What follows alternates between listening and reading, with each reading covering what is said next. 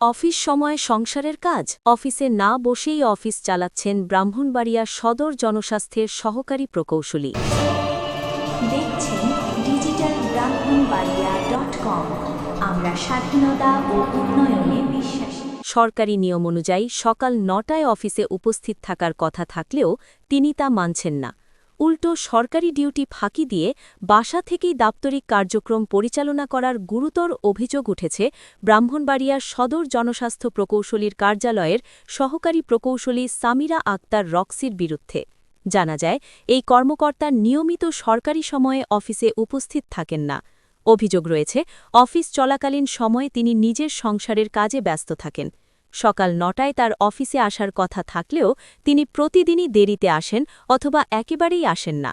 এরই ধারাবাহিকতায় আজ ৮ এপ্রিল দুপুর ১২টায় সরজমিনে ব্রাহ্মণবাড়িয়ার সদর জনস্বাস্থ্য প্রকৌশলীর কার্যালয়ে গিয়ে সহকারী প্রকৌশলী সামিরা আক্তার রক্সিকে অফিসে পাওয়া যায়নি।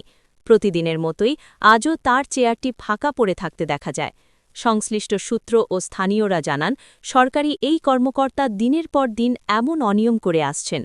তিনি নাকি অফিসে না এসে নিজের বাসা থেকেই অফিস পরিচালনা করেন। একজন প্রথম শ্রেণীর কর্মকর্তার এমন খামখেয়ালিপনা ও দায়িত্বহীনতার কারণে জনস্বাস্থ্য প্রকৌশল অধিদপ্তরের সেবা প্রত্যাশীরা চরম ভোগান্তির শিকার হচ্ছেন। সরকারি বেতনভুক্ত একজন কর্মকর্তা হয়েও ডিউটির সময়ে সংসারের কাজে ব্যস্ত থাকা এবং বাসা থেকে অফিস পরিচালনার এই ঘটনায় জনমনে তীব্র ক্ষোভের সৃষ্টি হয়েছে। সাধারণ মানুষ ও ভুক্তভোগীরা অবিলম্বে বিষয়টি খতিয়ে দেখে ঊর্ধ্বতন কর্তৃপক্ষকে এই কর্মকর্তার বিরুদ্ধে যথাযথ বিভাগীয় ব্যবস্থা গ্রহণের দাবি জানিয়েছেন।